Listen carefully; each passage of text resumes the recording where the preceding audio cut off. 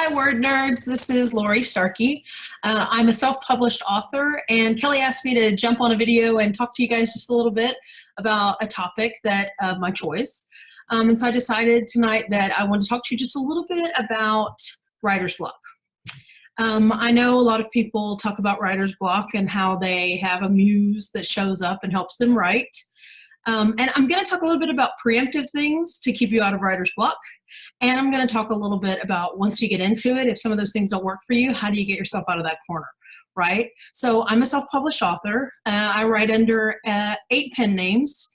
I am almost at my 100th book in the last 2 years, so I'm quite prolific, which has been fun. I'm a CPA by trade, and I decided to turn in my day job so I could start writing, and YA was where I started. So I write under LA Starkey for my YA stuff. Some of you might have seen me. Kelly and I have been friends for a while. But okay, so let's talk about writer's block. So when we're talking about writer's block, one of the best ways to make sure that you don't end up in a corner is to plot ahead of time. And I know some people think, well, I just want to let the story flow and go where it goes. And I totally understand that. But if you're trying to write to get a story done and to market so that you can sell it, then really the part of the process we need to think about here is that you don't want to get stuck anywhere, and you don't really want to let the story just flow continuously because it may never end.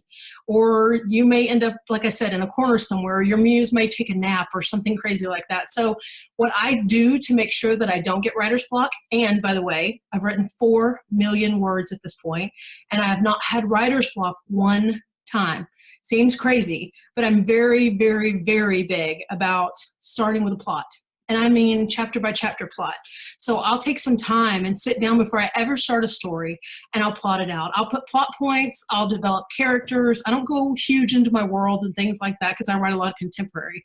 But I will sit down and start sketching out what are the major plot points I want to hit, where should certain things happen, and then I'll list out chapter 1, 2, 3, 4, and I'll go all the way through because mathematically, I know how many chapters I want to have, right? I want an even, smooth read for my reader. And so if I'm going to do a 40,000 word novel, I'll make it 20,000. I'll make it 20 chapters at 2,000 words each chapter. And I'll make sure that happens. It seems crazy, like, oh my God, that's not artistic, that's very mathematical. And it is. But when you get in there, you basically built a sandbox for yourself to say, in this 2,000 words, the following has to happen, right? So if I do that beforehand and I have this plot that I've put together, and it tells me chapter by chapter what's going on, which is a creative process too. It's fun. You basically just built the entire story, right? If the characters take it and do something fun, that's totally great, but you need to make sure you look at your plot after your characters hijack it and kind of fix the rest of it to follow that new storyline. Because when you're tired, when words aren't flowing, when your muse is out, you know, smoking a joint, you can still stay on track, right? Because it basically tells you for that chapter, this is the thing that has to happen, or these things have to happen.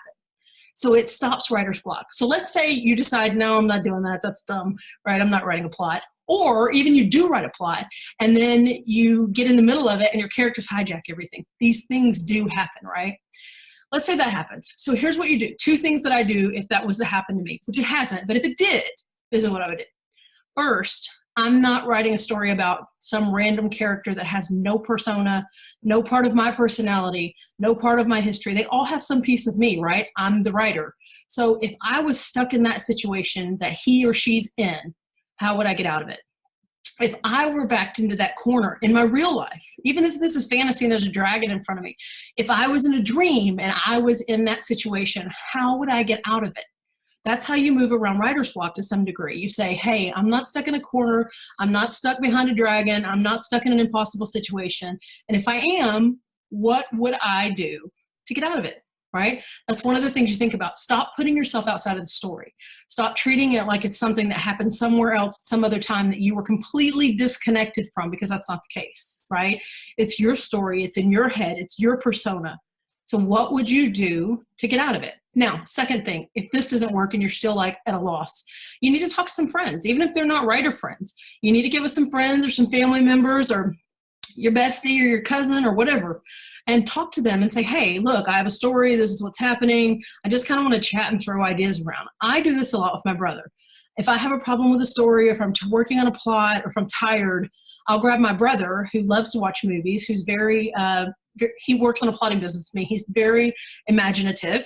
right? So we get together and we just kind of talk through what would happen if this happened. And you'll be surprised how people will obviously come up with different ideas of how to get that character around one of the blocks that you've gotten them in. So again, I would start with a plot and I would do it chapter by chapter. And if it gets hijacked, it does, but at least you know whether you're tired, whether something's going on, you're still gonna get your word count in, right? And this is when we're talking about writing as a self-publisher or as a published author with a big traditional. You're trying to get word count in and a story told so that you can sell it, not just so that it can sit on your shelf, right? So that's the first thing. But if you can't do that plot or you think, oh, that's so stupid, right? Then maybe your next steps would be, if I get stuck in writer's block, what would I do? Right? What would I do in this situation or scenario? And if I can't figure that out, then I would grab someone that you know is imaginative, whether it's another writer friend, another author, just a friend, mom, dad, cousin, anybody that you can just talk to, especially if they love movies. This is a really great person to talk to, right? What would you do if? And you can kind of just jog around some ideas then too. So I hope that was helpful. I hope you guys are writing and sticking to it because this thing is very possible. I've been writing for 2 years, and like I said, we're almost to that 100th book. We're retired. My husband, he works with me.